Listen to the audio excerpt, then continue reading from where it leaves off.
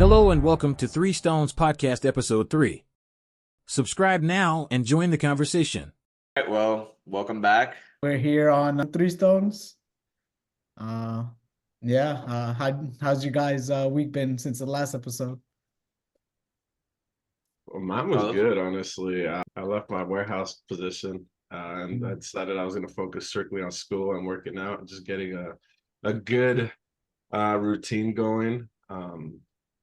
I was only sleeping 3 hours, so that was kind of really beating down on my body. So now I think I'm going to be better. Oh, fuck yeah. That's just like I was thinking about it in my head, and like obviously like people are gonna take the workload whatever they think they can handle, but like I'm sure we were thinking, I was like, damn, that's got to be tough on him. Like I would just do one or the other. So I'm glad you're prioritizing the fucking boot camp, and then you get your time to sleep, and now we can game on a regular schedule and fucking get these gains. Exactly, bro. I'm trying to get my fucking routine down. I want to be at the gym at 5, be done by like 7 or 8, get home, shower, eat something, and then jump on boot camp. And then I also I want to go back to school for associates. So yeah, I just want to get an associate's just so it looks better on the resume too. How was y'all's week? I see Marlon cut his hair. Oh yeah, I'm bald since the last time. Me and Justin had a clip session. Yeah, since last week, I came back from Colorado. I I asked for a raise at my job, and I got met with an unexpected reply.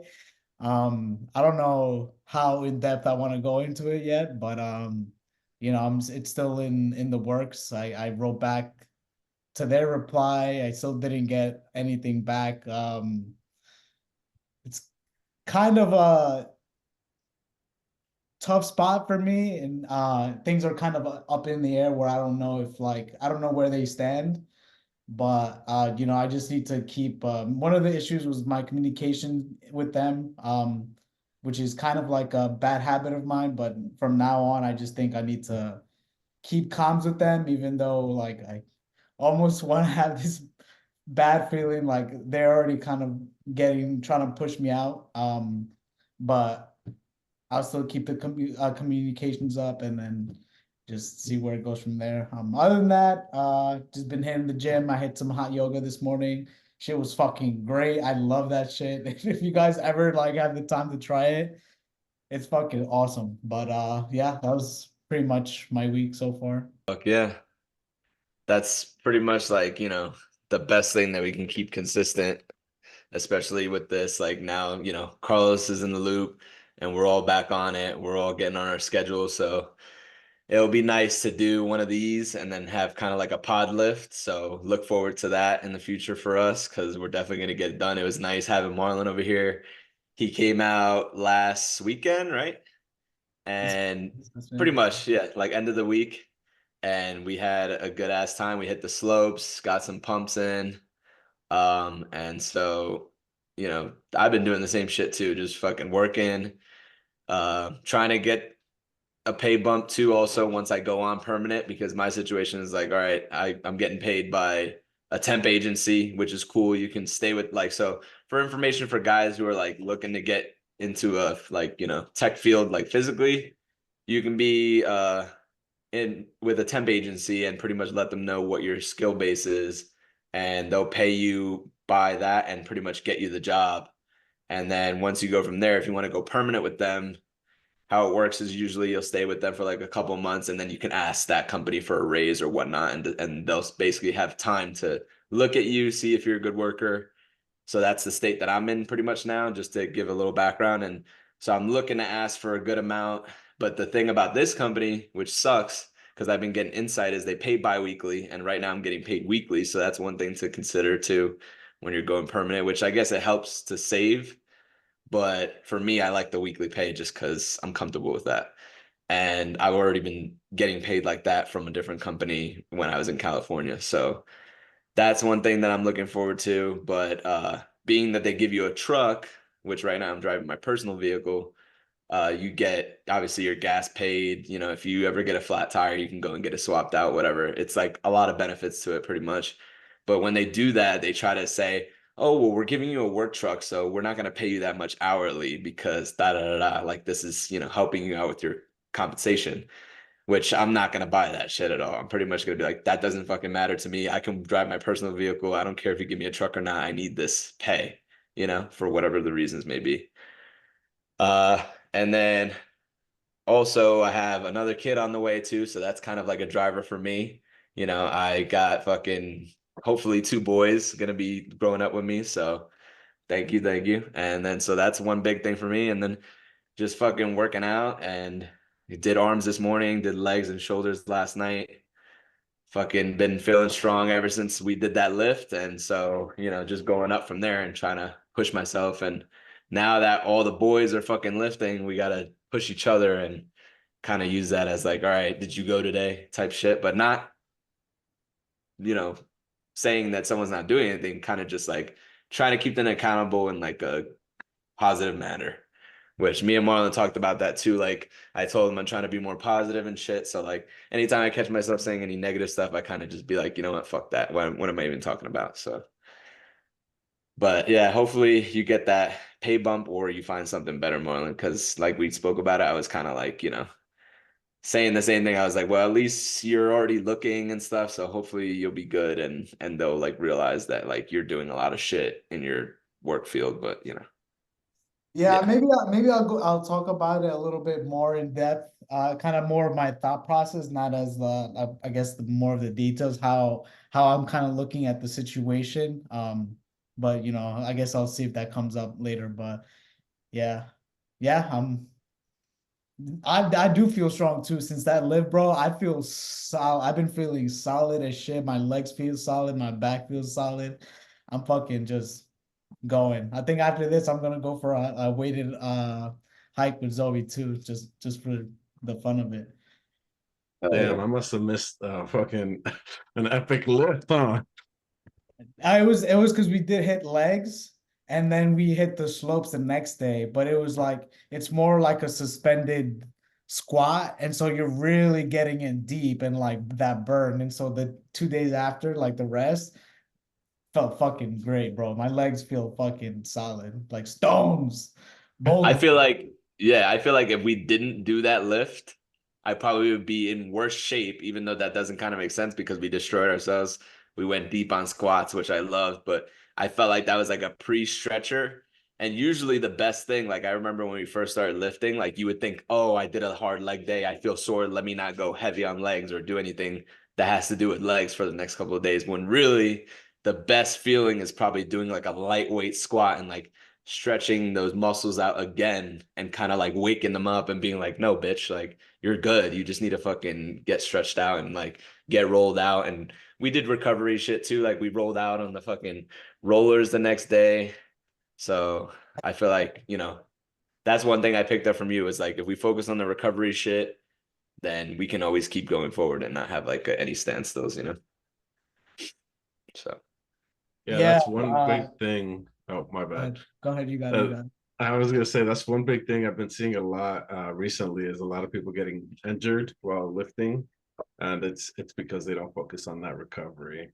I know I never focused on recovery. I was like, yeah, we don't need that, you know. It was I had that jarhead mentality, you know, just the keep pushing forward, keep lifting.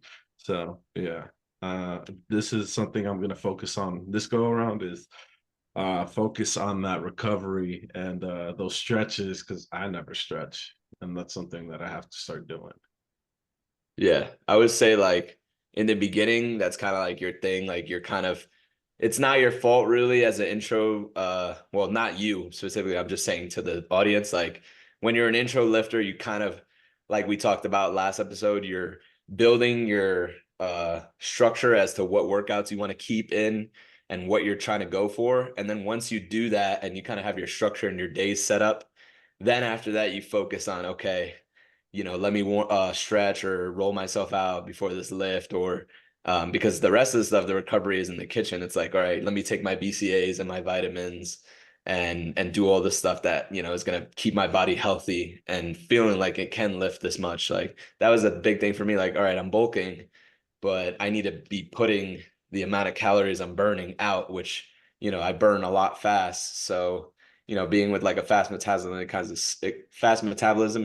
kind of sucks because, you know, I don't have that appetite. And that's where marijuana, I think, comes in for a lot of us. Like, obviously, we're a 420 friendly pod. So, like, that's been something that has been a huge thing that for me, like, for years has like pretty much made me hungry in order to get those fucking gains in to keep like, you know, because besides that in the morning, I feel like puking, like if I gotta eat breakfast, but if I take a couple of rips of the pen or smoke beforehand, then it's all good, you know.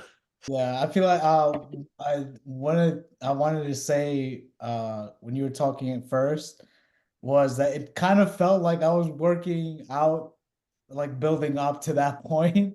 And so then when we got to that point, we were lifting and we really went ham. But it helped because for me at least, like I do a lot of because I'm like trying to like I have like my leg, I guess like certain muscles in my legs are super tight and from like injuries and they're like pinching like my sciatica nerve going down. So I've been like lifting and kind of working that out by doing like mobility stuff. Um, and a lot something that's helped a lot is what is it time under tension. And so like so for example, you're doing a bicep curl, you when you go down, not the curl, but when you go down, you go slower, and that's like your muscles what's it called? When it's when you're They're squeezing it? expanding and No, they have no. yeah. When you're yeah when we're on the way down whatever it's your the muscle is holding on the whole time like it's squeezing the whole way entire down that's like time under tension and it that kind of also works it out in the extended portion of the workout and so that if you do that more frequently it makes you stronger, but also more flexible at the same time and stronger in that stretch position. And I think that's where a lot of injuries happen too, because people just kind of, you know, the old how we used to lift in the Marine Corps, just all right, we just lift as heavy and that's it. But we never, I feel like I personally never focused on like different variations of holding it like this or holding it like that, or one of them is like a split squat where you kind of like it's almost like a very deep lunge and really like lean into your hip and that's also kind of like a uh time under tension in that very like stretched kind of like you know what I'm you know should I see if I can show like on the Yeah, camera. yeah, yeah. You have a lot of room back there where I feel like you can, yeah. Oh yeah, so right here, like a split squat like this. So it gets you very deep in the hips, like right here, but also right here. And so you do this, and then once you get used to this, you can do it with like a stick, and then work your way up, and then come back down. And then once you're really good at it, then you can do weights. And then Weighted. Do yeah, facing the other way too so that they can get like the form. yeah. Yeah. And so this actually, I started doing this in COVID. And my cousin, he gave me a book from a guy called Knees Over Toes Guy, and he's awesome, man. He's like kind of like trying to change the like myth of like our knees are supposed to be super stiff and not go beyond our toes and stuff. And so like your toe should be like planted on the ground. Your knee should be above, shouldn't be touching the ground. And then your front foot should be tippy toed also, your heel off the ground, and then your knee should be go past your toe. You know Um, what's so funny about that position too is like this kind of ties into what you're saying with like, you know, they try and like say as far as like gym goes, like you want to have like 90 degrees on both your knees and yada yada, yada, keep everything, you know, knees not going past the toes. But it's interesting when I was watching you do that, like fighters, wrestlers in particular, when they do driving lunges, because that's pretty much like the starting position for like a driving lunge, you're putting most of that hip thrust into that forward leg because Mhm. you're kind of like simulating going for like a single leg and like digging in under and trying to get as far out as you can under somebody to get up under them and lift them and drop them or do whatever from there. So like when they do those workouts, like I don't know if you've seen a video where they'll be like going back and forth across the gym and they'll just be doing that, but they'll be like doing driving lunges where they're kind of like going like this too, like an upper body motion, but they're doing that and they're staying in that deep squat, like, V squat position, whatever. And like into each leg. So like they're getting the most mobility and stretch on their quads and their legs so that when they go to do that legitly, they don't fucking pull a muscle and like injure themselves. So I feel like that makes sense, like your body can move all types of ways. I even see the guys that like have done like the squats where they're like doing this number, like where they'll be like this, but they're kind of like going back. And like they do that just body weighted. And like I saw a guy doing that. And then I saw like the comments and they're like, oh, blah, blah, blah. Like, what are you doing? That's not even anything real, but like that's helping him stretch, No, yeah, that's the thing. It's like I don't know what's the word. Is that a stigma? Like let me not. Yeah.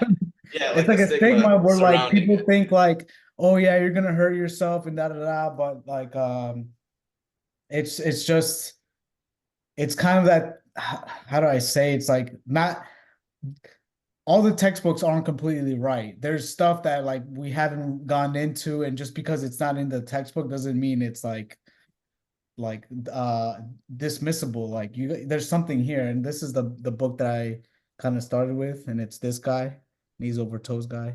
He's fucking dope. He does those too, the what you were just saying, like bending back like that with Yeah. your And kind of feet. dropping your body weight behind and like your ankles and your legs are supporting you to bring you back up like a spring. And like that's another thing with lifting. Like we both know this and Carlos probably does too, is like everybody's body and what they can handle is all mental and like what you put yourself under. And you kind of got to work your way up to things. Like you're not gonna be able to do a pistol squat in one day of like seeing a video of someone doing it. Like you need to practice to get the depth like you are able to. And like, someone who's more experienced lifter, it takes time and like you pretty much your body will handle whatever, sport you're going towards. Like, you see these figure skaters and these ballerinas going on their tippy toes and doing all types of wild shit with their feet and ankles and like wondering how they can like easily do that shit. It's like they're training for that. They're doing reps of like whatever it is for that mobility in their ankles and toes, just like a lifter would with, bench press or squat.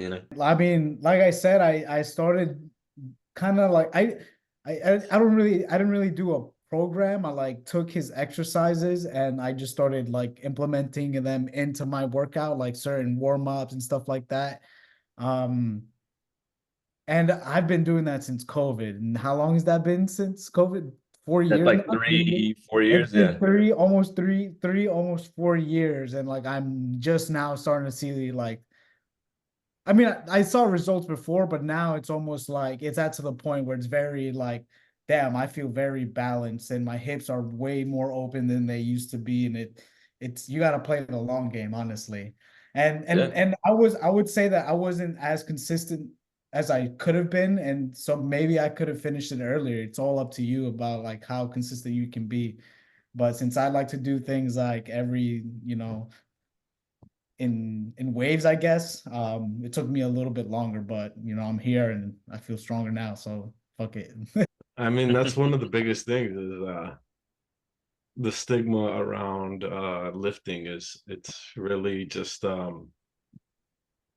like I don't know, I guess competitive lifting, like you don't really see a lot of flexible lifters. You just see big builds and stuff like that. So um that's one of the things that I looked up to. One of the lifters when I was in Oki, he was a sergeant at the time. He was a small dude. He had a small frame, but this guy could lift. He had to lift the big guys, and he was extremely flexible. And that was one of the things I was like, damn, like I want to be like that guy. I want people to look at me and be like, this guy can't lift. And then just put on 300 pounds and just bench it for like 8. So yeah, I need to bring in that flexibility into my workouts.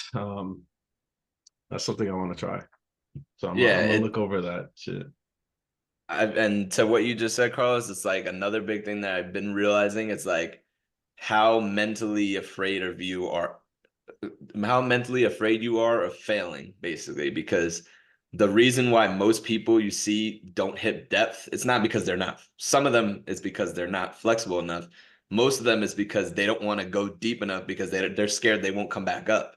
When you start, and that's where it's like you have to keep your kind of weight under check too, is like what I've been doing lately. It's like, all right, you may feel like, okay, let me, fucking go up and go crazy, but sometimes it's good just to stay light and fucking work on hitting that depth first. So then you get comfortable. And then when you go up, you can hit that shit no matter what weight you go to. And it's like, that's not even a question anymore.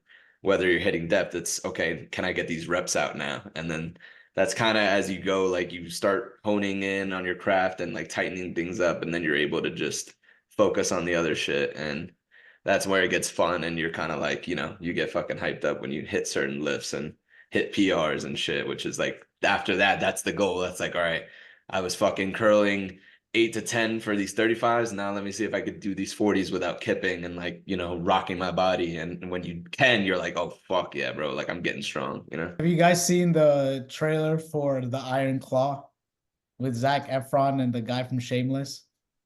Is that where he's a wrestler? Yeah, yeah, yeah. I've been seeing clips from the whatever the movie like direct, and like he looks like his head is like Zac fucking Efron, crazy, bro, like his jaw. I watched it yesterday. He's fucking yoked in that movie. And so is a Shameless guy. But like, I thought it was funny because I feel like me and Justin have been always kind of been following bodybuilding for a long time and just lifting. So like in a no homo kind of way, it's like you kind of look at people's builds differently. And so you kind of see like the Shameless guy, he was never really big. He's been kind of leaned out, but like in this movie, he looked yoked, but it was more like he focused on biceps and then his lats. So he really looked like this. But if you saw him from different certain angles, it was like, oh, he's really not that big. He just did certain things. But either way, yeah, that movie really got me pumped to fucking go to the gym and get even bigger, bro. It was so like dope, but it's depressing as shit. I You guys saw wanna that from him kind of. It was like distressing, like 'cause he was like, it was about him like failing or whatever, or like getting No, hurt, it's way right? worse. Something like that. I can Oh, bring it okay. up if you guys want me to spoil it, but if not, then Well, before I forget, like you were saying, like, when we originally started, like that's kind of how it was for me when I saw Pumping Iron for the first time. Again, I probably talked about this, but this part has to do with Arnold and Franco Columbu, which were two similar sized build dudes mhm. that both were lifting partners and they were like best friends and shit. And they started lifting together and they kind of like, push each other's physique. And like one guy was just shorter than the other. And fucking when you see them competing in the movie, Arnold, the only reason why they don't both compete against each other is because of the weight class difference, like, or the height class difference. So Franco Columbu wins the overall for his height class, whatever. And then Arnold wins the overall for his shit, and they're kind of like taking it out and like fucking literally clearing out the fucking competition together, and then they go against each other, and I think Arnold wins that one. But you could see how big like Franco is just because he's like that shorter build. Like the dude could literally lift a car, and when I saw him moving that car, bro, I was like, I need to get fucking strong. Like there's no fucking way that this guy, and he was also a flexible guy too, like Carlos said. Like he could do all that shit and they were flexible. And in the movie, they were taking ballerina classes for posing. So like learning how the body moves and all that shit and the muscles is something that I want to get into too. Like just knowing the anatomy of it and like just everything. So yeah. That's literally how I feel about yoga, my guy. Like I can, especially in the heat, I'm sweating, bro, and we're doing like all different poses, and I'm literally just trying so hard to balance. Like a lot of, like today we did a lot of like one-legged movements. So it'd be like we start from a plank, somehow we'd end up on like a deep lunge, and then we'd go from that lunge, bring the back foot up, fucking bring the knee up, and then without touching the floor, bend over, push the heel out like that, bro. Fucking sick. And I just feel like I have all this control in my body, bro. Literally, like for Carlos would know, but like from One Piece, it's an anime. This it's like the main character Luffy, he's made out of rubber, and he reaches like his peak, and he's like, oh, I feel free, like I can do everything. And that's like how I feel doing all these kind of like mobility and also trying to be strong at the same time. It feels like I just want to fucking run and jump and fucking do cartwheels and shit. I fucking love it. Um, was I going somewhere with that? I got that. Yeah, you were talking about flexibility, and I know One Piece, fool. I know Gum Gum, Oh the yeah, he no, but yeah, it's got like stretchy. yeah, towards that it's like episode 1,000 something now Oh, is okay. like episode I'm referencing. Referencing. Yeah. Okay.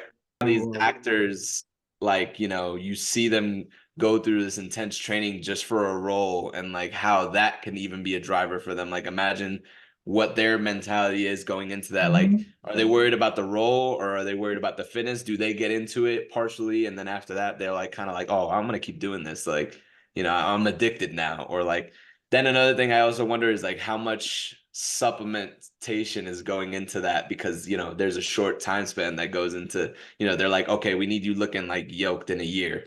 Okay, I'm gonna take Tren, or like I'm gonna take TRT or whatever it is. So like that's another thing. I wish there was like kind of like a free forum to like see what people are taking, especially when you're on that level of like athlete or celebrity. It should be open, like, okay, this is what this guy's on, da da da, like, so you kind of can get a realism to like, in the beginning, you see all these guys on Instagram and you're like, damn, this guy's fucking vascular, he's yoked, but like, is he on some shit, or is he doing this natural, because we've been natural for a while. And I was talking to that with Marlon when he was over here. Is like, sometimes you just want to be like, fuck it, I'm gonna take some tests, or like, I'm going to do this, that, and this to boost my productivity in the gym, basically. So, I mean, I guess I could touch on the natural part, because when I was in Afghan, I was not natural at all. We were all taking SARMs like when we were out there. And honestly, like the recovery time was ridiculous on SARMs. Like I would lift legs one day and the next day I'd be like perfectly fine to lift again. Same set, same reps, go up. Like it was ridiculous. And that's honestly when I was in the best shape of my life. I was 230 pounds, but I was lean. And I was like, I enjoyed it. But there is side effects to SARMs that I didn't look up or even was curious about. I just kind of was like, hey, everybody's doing it, might as well do it too. And I'd be ordering my SARMs all the time. My boys would be ordering their SARMs all the time. So it was just like something that everybody did it, so I did it. But hey, honestly, that was the best shape of my life. And I want to try natural this time, so I want to see how it feels. and SARMs, for anybody watching, is basically a selective androgen receptor module.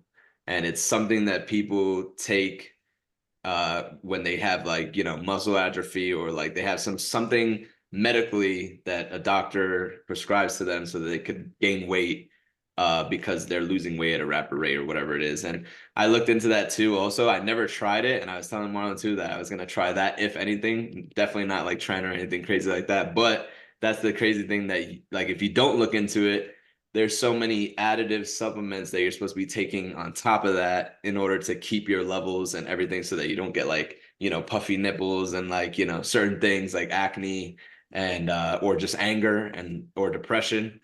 And so like there's like, I think, three other things that you need to take with that. So if you're considering doing it, look into that for sure, because we don't want to be liable for you know, anybody using some shit and getting fucked up. Yeah, for real. Like when I did it, I know I read something about some liver pills that you're supposed to take. So I didn't do any of Liver that. support, you're supposed to Yeah, take NAC, and then something else. I think milk thistle helps you too as well. yeah. I don't know. Like I said, I didn't take any of that. The only thing the only side effect I got was probably the depression side of it.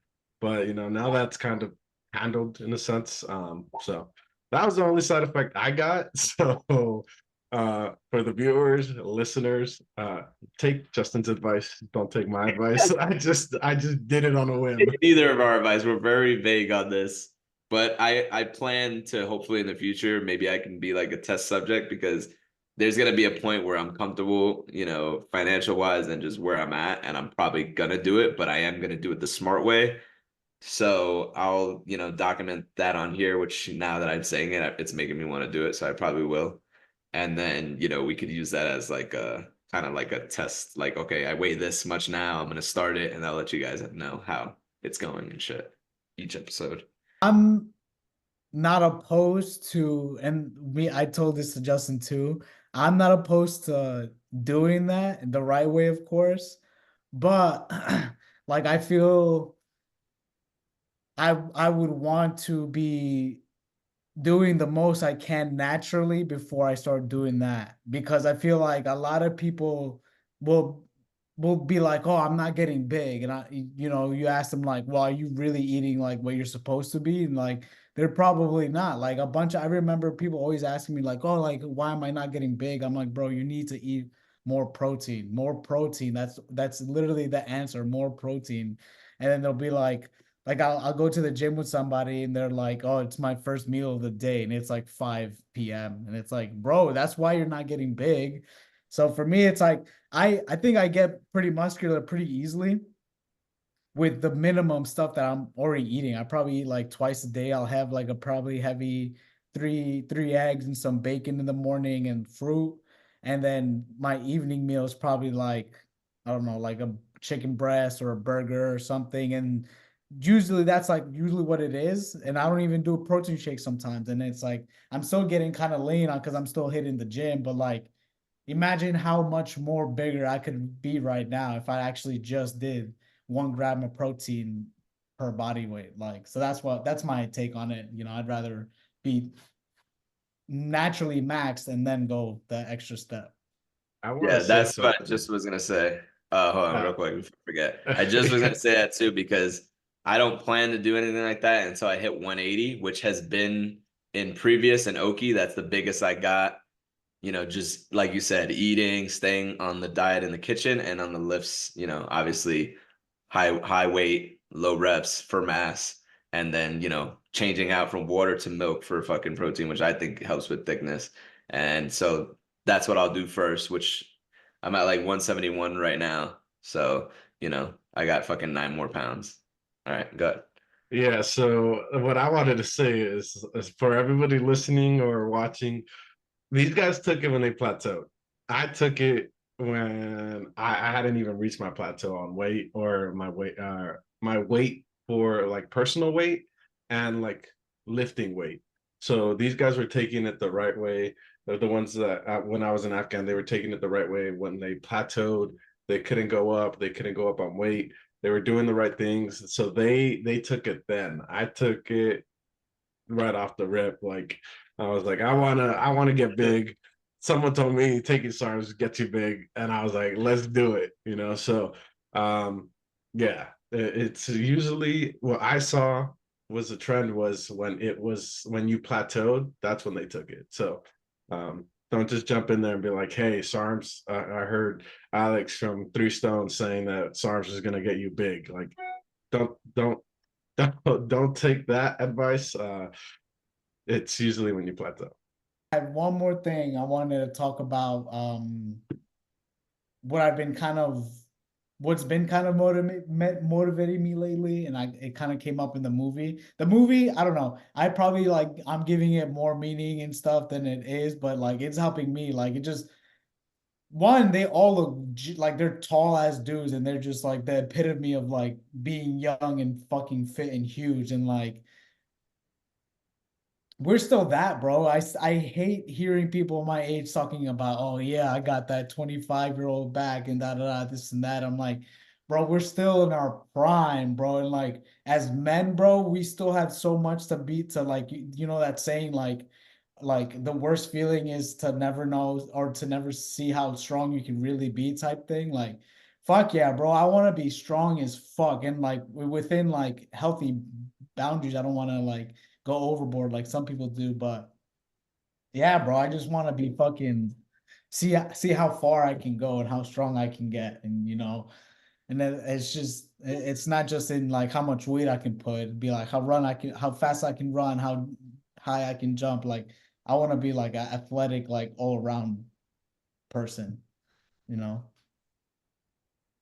I agree with that. Like, and it's like kind of a warrior mentality back to like where we originate from. Like these guys that fought in the Pantheon and in Rome, like these fucking, whatever they were, like they were fighting swords and shields. They had to carry heavy ass fucking shit and be able to move their body quickly, like with strength and speed and like with accuracy. So it's like you need to cover all that. And like for me, like right now, obviously, like with life and shit is busy. I can only focus so much on just, physique wise and strength kind of. So that I guess I'm hitting two things and flexibility because that's always, without question. And kind of like my lifts is like, I'm going deep and I'm letting my arm go as far as it can go and coming as far up as I can come without using any other part of my body to kind of assist that, except for, obviously whatever else is that those surrounding muscles. But like I feel like that's a big thing. Like you got to cover everything because even in the beginning I had guys that I would work out with that they wouldn't train legs or they wouldn't train shoulders or certain like even me like I wouldn't train rear delts as much in the beginning. I kind of would just do the typical side raise, front raises, and then call it a day like with shoulder press and whatever. So you know, I I just got to do more supporting muscles and kind of like, start running more too, like you said, like just cover more bases and be like completely maxed out on all fucking skill levels. And it's probably the best way to do it. And then just for longevity too, it'll just keep you going. And with that mindset, like you said, like I would hear that shit too. And for a while I thought it, I was like, oh, from all those hikes I did and, falling out the helicopter, like, fucking, I'm done. Like getting a boat dropped on me at fucking Coxon's course. Like I was like, oh, my back's done. Like, everything's done. Oh, I dislocated my shoulder at Coxon's course. All right, I'm done. Like those were so many fucking points where like I put like my body got pushed to the max with that, but now I'm been in a resting state for so long that all that shit's like it never fucking happened. And like you said, Marlon, like we probably won't hit our prime until we're between like 35 and 40. Some people even later into their 40s. You see it in UFC fighters. Some guys, they were just talking about this one dude who was from Cuba. He started his UFC career when he was 37 and retired when he was 45. And the time that he was in, Yoel Romero, now I'm remembering it, he was a fucking savage, eating head kicks, just looking like a fucking science project. Like his body was just physique was, and he had flexibility too. He would go out for, his warm-ups and shit before fights. And his first thing was doing a fucking split. And this guy was like this doing a split. Like his shit was flat and he's a big fucking dude. He probably walks around at like 230, 240, and he's just a savage. And I want to be like that pretty much. Fuck yeah. So telling or I don't know who I was telling somebody. I don't know. Oh no, I was saying calls war that from a podcast that Elon Musk and Lex Friedman. Lex Friedman was asking Elon Musk kind of just like global questions about whatever's going on in the Middle East, Israel and Hamas and stuff like that. And Elon Musk said that there will always be war. No matter what, there's always going to be war. And it's kind of like you just have to kind of look at it and see how we can handle it the most peaceful way. And that's really just how we have to look at it. And I thought it was interesting because I've read this other book. It's a fiction book. It's a kind of like a storytelling book. It's almost kind of like One Piece, where basically this shepherd sells his sheep to go find his treasure or like his life's meaning or whatever. And it takes him all these different ways, it takes longer than they expect him. But he meets this mage, this alchemist, and there's a war going on, and the boy's asking him, oh, like, well, what about the war? Like, we can't really do this or we can't. And he was saying that the war, there's always going to be a war, and it's like always going to be a left side fighting the right side.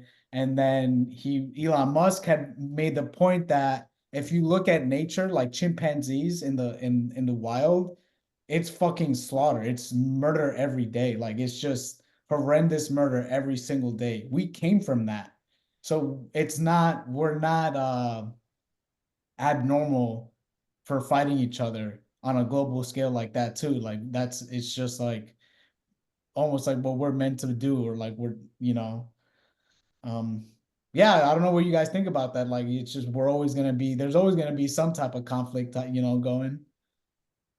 So on that's pretty much fuck, I'm like completely losing my train of thought as you're saying it, but yeah, so pretty much when it comes to like war, if it's not happening in a structured manner, how we do it, where it's this side versus that side, Jewish versus whatever the other side is, or black versus white, or whatever it is, there's always gonna be two sides of things, and they're gonna fucking kind of clash heads. And if we're not doing it in the structured manner where we're paying someone who's voluntarily going and wearing a uniform and kind of repping one side, then we're pretty much just slaughtering each other anyway, just without uniforms. And it was reminding me of Fallout, which basically, their prologue for the movie is war never changes, and that there's always war. Mm. And literally, it's just swords or guns, or it could be at one point we can revert and it could be stones and rocks again, and bows and arrows again, and it's just gonna be something different. And that's kind of like fuck, what was I thinking about when we were coming onto this shit? Fuck, I'm like losing my train of thought. I was thinking about it the whole time you were talking. It's why you gotta Uh write it down. yeah, I know, seriously. Or like But mute yourself and do a quick voice memo. I think yeah, it'll yeah, work out. seriously. I was literally typing something in and then I was like, I lost it.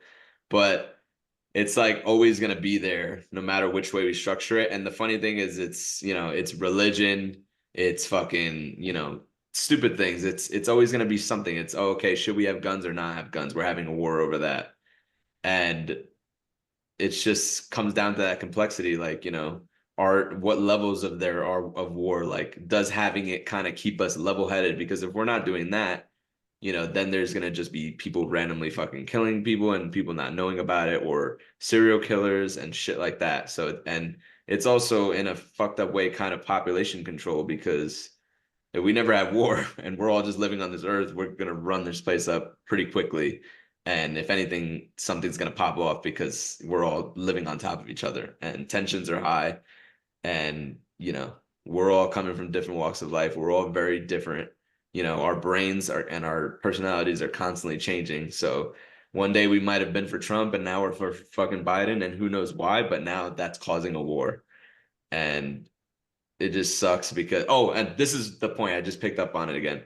The reason why it is so apparent and like kind of annoying for those people who want to like say we shouldn't have war, this, that, and this, is because war has never been so personal than it is nowadays with social media. You can see a video in a few seconds of some house getting bombed, or some people getting blown to shit, or fucking lit up by one side or the other, or someone getting beheaded and something like that. And because it's so in our face and so in everyday lives and houses, it's like, okay, how can you avoid that now? When back in the day, you only knew about a war if you were in a fucking war, like physically, and you were going out for that reason or whatever it was, whether you were male or female and had to go, and you just thought this is what everybody else is doing for God and country or whatever it is.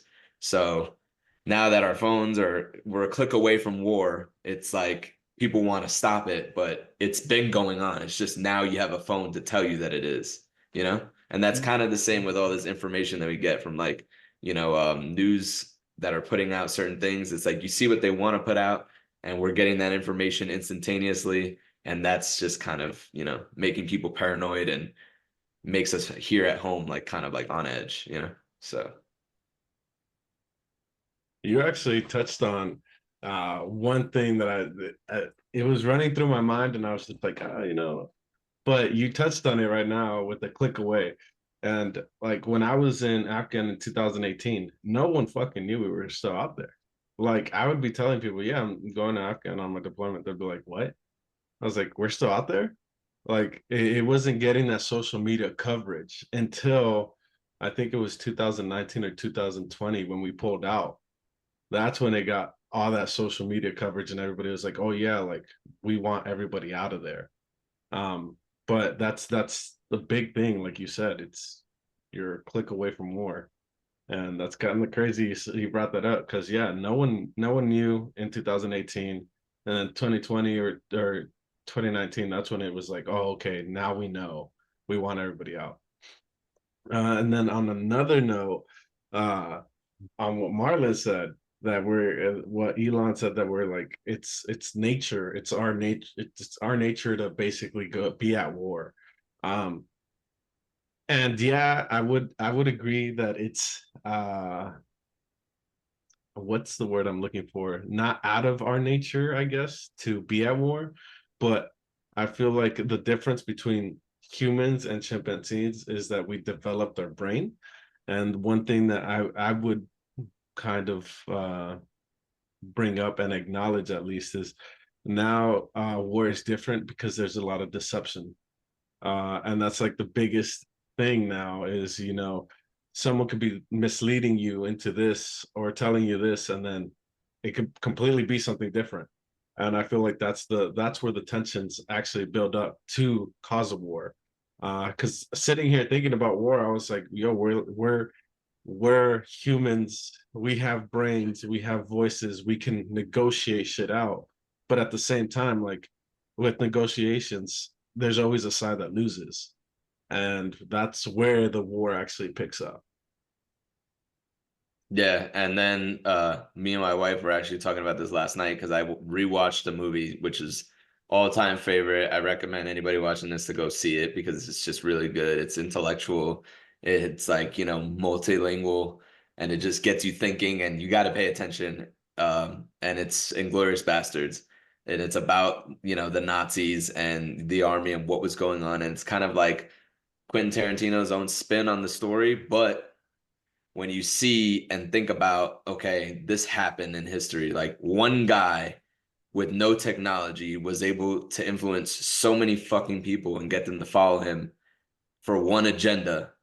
And to me, I found that fucking insane. Like we were just thinking about it, we were like, how did this guy get all these people on board with nothing, like nothing that we have today? People, are trying to influence all fucking day here, and we're all just so different that it's hard. Like there's so many different groups that you can't even really collectively put people all in one basket and be like, okay, yeah, this is how, Germans are, or this is how, like now in America, you could be like, well, this is how Californians used to be, but now there's these people from here and these people from here and these people from here living here. So you can't even really pinpoint how a populace really is acting in their area, because now it's just everyone's different. Everyone wants to be different.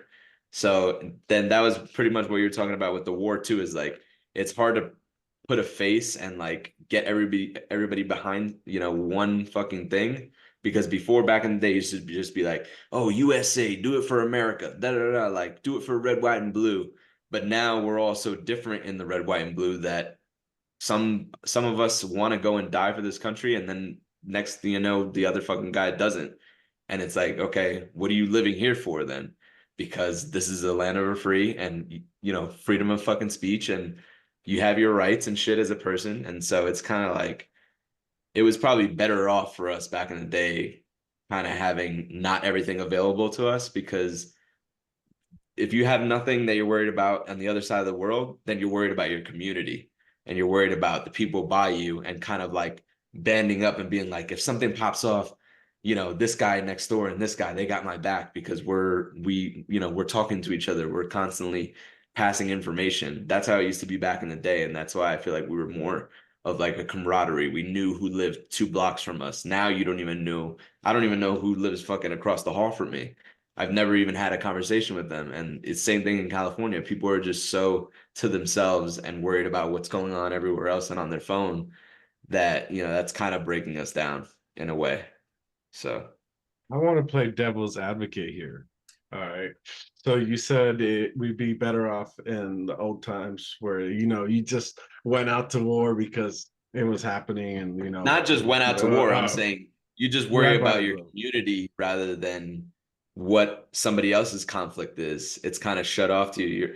it sounds bad because you're like, okay, well, you should know what's going on and like feel bad for these people. But I live in the US. I was born here. So I'm gonna worry about what's happening here. I'm gonna worry about the schools here.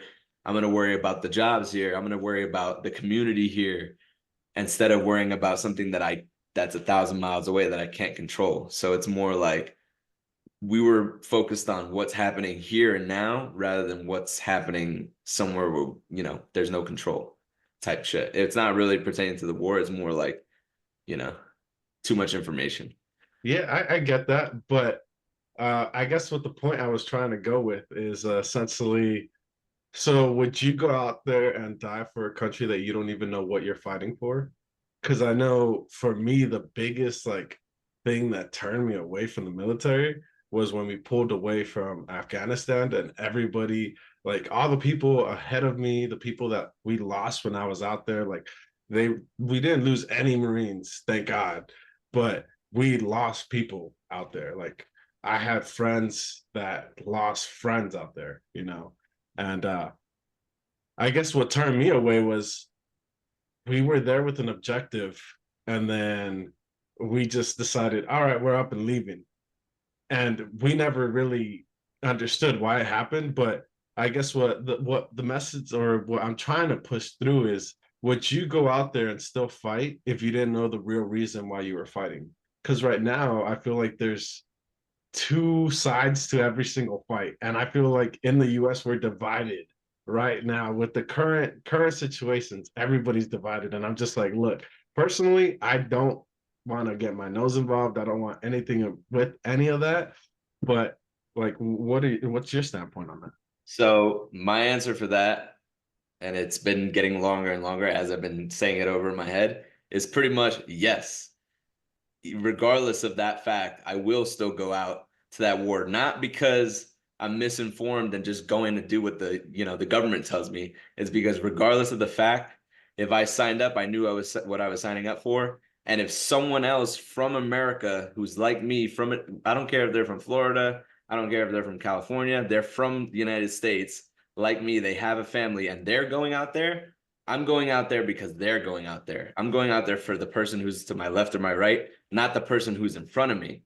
I get it. All right, you're killing fucking whoever, innocent civilians, you don't know the cause, but regardless of the fact they're sending my guy out there, so now I have to go support that person because they're an extension of where I'm from.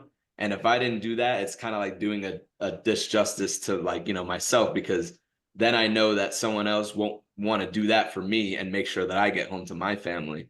And if it was on this soil, then I'm still going to do the same thing because now it's a little bit more personal. And then once it gets down to the size of like, okay, someone attacking my home, then it's all out. I don't even give a fuck who's coming because it's my wife and me living and my kid or no one else. So it's like kind of there's levels to it. It's like, okay, the home and the family, it's against whoever is fucking here. I don't care if it's on the soil, whatever. And then when it gets to state versus state, and then if it comes to fucking going somewhere else, it's okay, this guy is from Nebraska. I know he's from the States. He's got a family. I've got a family. He's going to watch my back. We got to survive this shit and go home.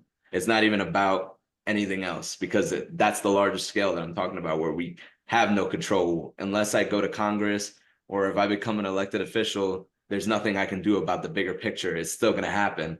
And it's all about money and it's all about religion and it's all about what's happening. So at the end of the day, I try to think of it as like, okay, I got to do for this person here, and we're both over here. So fuck it. We're going to survive this shit and we're going to go home. So it's like that. That's a pretty interesting point of view, honestly. I've never kind of looked at it that way. I wouldn't agree with going out somewhere. If it was going out somewhere and I didn't know, and just because I'm big into conspiracies and knowing that the government be doing shady shit nowadays, no. But if it was they were attacking our home, it's almost like I have no choice. What am I gonna do? Just let everyone else defend our home? Like that's Yeah. fucked at that point. But they also mentioned Elon Musk and Lex Friedman that people don't realize how brutal war can really be. Like people just killing each other, bro, in the most brutal ways, dying in the most brutal ways, and And it's almost like it feels like they're starting to push for this Civil War type thing. This came out too because have you guys seen the trailer for Civil War? The new movie that's coming out with Yeah. Mary Jane in it. Jamie, pull it up. Fucking yeah, bro. It's a movie about Civil War in America, and they're starting to push it out now. It's like people are gonna start getting riled up now. They're gonna watch the movie. It's gonna seem more like reality to them. Like people weren't thinking about Civil War 10, 20 years ago in America. Like what the fuck? But now I feel like they're starting to push for it. I feel like I had something else to say, but I'm done. And it's kind of crazy because like, then that other movie came out, the End of the World one, where, it was produced and something they were saying there's some ties to like Obama and his people are the one who put out that movie. That was another one of like surviving and not being able to trust your neighbor, and that type shit. And it's funny because like, it's kind of fucked up, but like nobody was thinking about that. But now people kind of are because they're thinking, well, at least this is the what I'm seeing is like there's a side that's kind of seeing people come in, foreigners and whatever countries are coming in and kind of putting us against each other with social media or just whatever stuff they're building here. That's kind of like making it apparent that like there's a bigger influence here that's not American anymore. It's kind of like from everywhere else that's kind of taking over. And then it's like the leftover Americans is the other side that are like, we got to save this country from these outsiders. So the only way to do that is to kind of, find them in here in the United States and kill them type shit. When that's pretty much already putting us at a two-sided thing within ourselves. And then every other country is kind of surrounding us being like, okay, let's watch them fuck each other up. And then once they start, we'll just come in after and kind of help finish them off. And then we clear it all out and fucking make it what we want it. So, and then that's the crazy thing is because a bunch of Americans are either willing to abandon this country because of that and just go somewhere else and think that their problems are going to disappear. Some are willing to stay here and fight, and then others are wanting to fight against the other side for whatever they believe is the right thing, which, could be influenced either by the government here, legitly, which no one knows, like you said, because it's always conspiracy left up to, whatever we kind of decide is right, or it could be an outside country kind of manipulating, just like they think that they manipulate the elections and all that stuff, which it's crazy because you can speculate it 100 different ways and it's either true or not true. And the only way to know is to get up to that level to have that information. And that's why I think it's crazy that there's places on this earth like, the Vatican that's considers it its own thing in Rome, that it's its own country, and that there's so much information in there that no one has access to, that only they can give access to these people. And you kind of have to be born into that world in order to get lucky to get close to getting that information. When really sometimes you wish, all right, I'm gonna just go in there with a gun and fucking shoot my way through and see what the fuck they're hiding. Same thing how I used to think, because I was on like a bender too about Area 51. Like I wanted to one day just go and be like, when I turn fucking 90, I'm gonna drive my shit through the gate and see how far I can get and see like, what the fuck's in there type shit. So it's just a bunch of hiding information that sucks and, misinformation. Sounds like that constant pursuit of knowledge, bro. Literally. You know that something's hidden, so you want it. You're like, and that's the thing is they bait you and tell you, hey, this may be out there. And so many people believe in it and so many people don't. And it's just, and then some people just don't care. So it's like, it's a huge mix of us. The other thing I wanted to touch on was the how brutal war is. I saw this TikTok yesterday, and it was a video of a Russian tank getting fucking demolished in 13 seconds by an Abram tank, I think. Abrams tank, yeah. Yeah, and it looked like it was getting hit by fucking lasers. It was just like ding, ding, ding, and then the tank is just trying to turn. It's like it can't do anything. It's just you're gonna die. And then the guy goes on. It was Stitch. The guy goes on to saying like imagine like 13 years or 18 years of life you gave, and then you go through all the training, you learn how to fucking operate this tank only to go out there and be killed in 13 seconds. Like, would you fight for a country that lets you do that? Like, that was just like, you kind of know like the equipment can't stand up against the other equipment, and you just let this long life die in 13 seconds, bro. That shit was wild. I'll try to see if I can like clip it in here, but yeah. And then the other thing was the whole left and right thing in the trailer for the movie Civil War. It's this dude, redheaded dude, hillbilly. He's got like military stuff on, and he's holding up these people, and they're like, "We're American, we're American." He's like, "What kind of American are you?" And they're just like there, and then they were just quiet, and then he just like fucking, I don't know what happens, but they cut it off. But that's how it'd be like, bro. Literally, if we went into a civil war and we ran into another group, we'd be like, "You liberal or you a Republican?" Yeah, and you would decide, and no one's around, and at that point, there's nothing to govern. There's no police to be like, "Hey, this is right or wrong." So you're kind of just taking it into your own hands. And the thing about you said about the tank, if you watch the movie Fury and Mm. really watch the movie Fury, and if you have a military background, it kind of hits different. Like I watched that shit when I was in Australia, and fucking, you listen and kind of see, and it sucks. Like they put those situations in there, like you said, where like a young private goes in there. Initially, the movie literally starts out where it's a tank crew that's getting a new guy, and their previous dude got shot the fuck up in his seat, and the new guy has to go in there and clean his fucking pieces of his face off and the blood off his seat in order to make it houseable for him to start operating in there. And he already knows what his fate is, but yet the camaraderie and the religion drives them. Like Shia LaBeouf, he brings religion into it. He's kind of like the religious outlet that kind of is like trying to keep them safe in that way. And then, you have your dummy who's just there doing it because he's, too dumb for anything else. And that's the life he lives. And some people are just, that gullible to be in that position, and they enjoy it.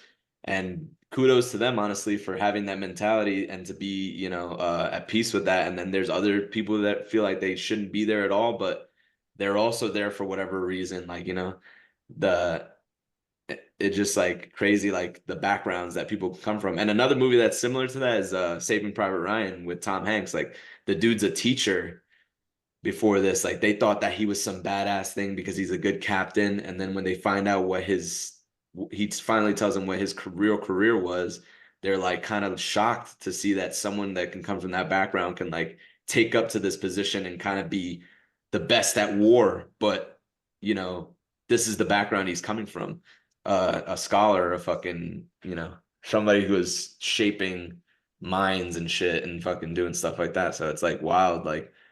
And I think it's necessary. Like it sounds shitty and like, but I think everybody should do at least 2 years of military experience. There's countries out there that do that, and I think it just builds character. Even if you're not actively at war, you could be fucking cooking in the kitchen for all I give a shit, or like, a refrigerator mechanic, which that job does exist in the military. You don't have to be behind a gun, but I think you should get 2 years of some sort of discipline and kind of figuring out how that would feel for you in case it ever had to happen to you, like that's just how I feel about it. And that would be my belief. And I believe my son should fucking go, and I don't give a shit. Like I think he should fucking serve if he wanted to. I'm not gonna force him to, but if he definitely took interest to it, I'm not gonna say no because that's his life. So I like that because since if war can be in our nature, or it is in our nature, then it's like almost like you're exposing yourself to it. Even though if you don't actually go to war, you can say like, "Hey, this is what like society's going to war, or what a war environment is." And you go, because I didn't go to war, but I was there and I got to experience a little bit of it. Not experience a little. Obviously, I got to see.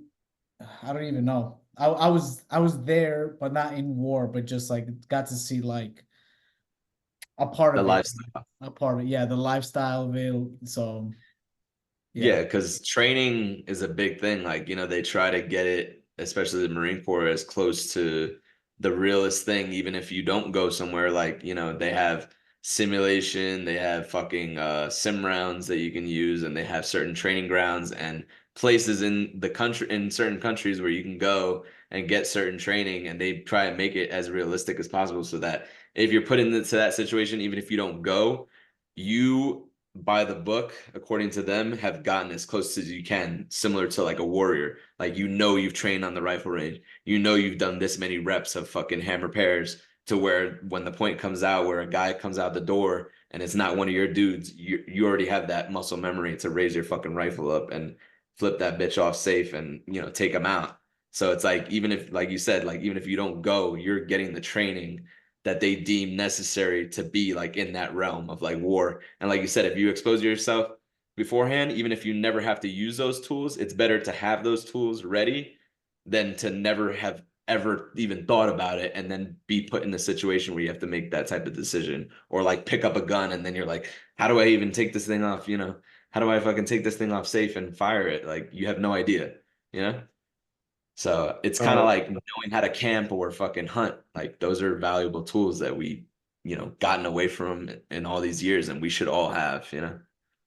One thing I do want to say is how you mentioned you feel like it should be a requirement for people to serve at least 2 years. Someone actually asked me that when I was working at my old job. They were like, hey, like, what are your thoughts on that? Like, do you recommend it to anybody? I was like, I'm not gonna not recommend it to anybody.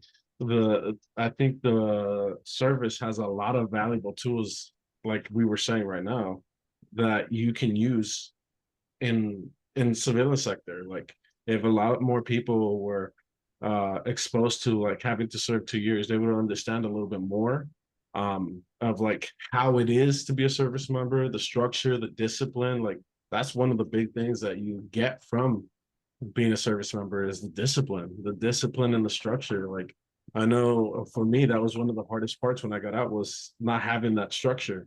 Like, everything was structured, and now it's like trying to build my own structure so I can continue to go forth.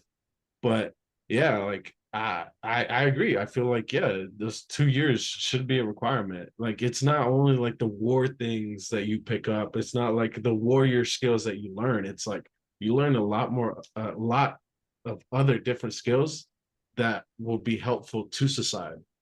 So yeah, I'm 100% behind that. I feel like that people should serve for at least 2 years. Yeah, because it's a lot of character building, like things that you don't think about. It's character building, it's getting people out of their comfort zone. Some people have never been in a pool before and have to do water survival training and get certified.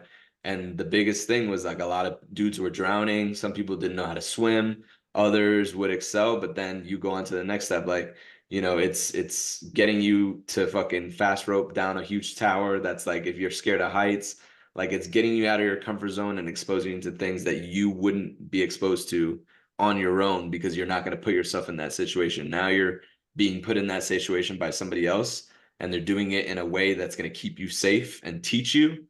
And if you have that, aptitude to be like, okay, let me pay attention to this guy. He's done this a couple of times. Let me realize that and know that I'm going to be safe here. And then once you do those things, you're like, fuck, I never thought I would have been able to do that. And then when you are able to tell other people that, it's kind of like you have that in your back pocket. Even, one thing that we all got trained on is like, when you take your trousers off and then you throw them over and fucking tie up the legs and scoop up water to get air under your fucking pants and to fill those trousers up. And that's literally a life vest for you. If you're out on a cruise or with family on a fucking boat, if you're rich like that and you fall off and you get stuck in the middle of the ocean and you got pants on, like, that's something that can save your life. And that's like realistic to real. It doesn't have nothing to do with war. It just has to do with survival. And, you find ways to fucking, you know, overcome shit and be out there sleeping in a tent and shitting in a hole and feeling that and feeling like you're pretty much close to nature too. You're getting an experience to travel the world. You're getting an experience to be somewhere with someone that you probably would just like I was saying with the Civil War shit. Like, you're with guys that maybe are super Southern and have different beliefs, but you guys watch the same shows, or you've read the same books, or you've liked the same people, and then you find that out about each other when you're in the field, and when you're bored and you have nothing else to do, you start talking. you tell each other about each other's lives, and then you made a friend that you never probably would if you stayed in your town and only surrounded yourself with people that you know, like you would like, you know? So I got exposed to a lot of different music too. Like, you know, it covers a lot of bases. So It's just an experience, honestly. I feel like a lot of people aren't having, they're stuck in the everyday to day normal experiences. So today we talked about a little bit about our workout experiences, what we did for the week, uh, our experiences for the week. And that's a wrap for today's Three Stones conversation, and I hope you enjoy.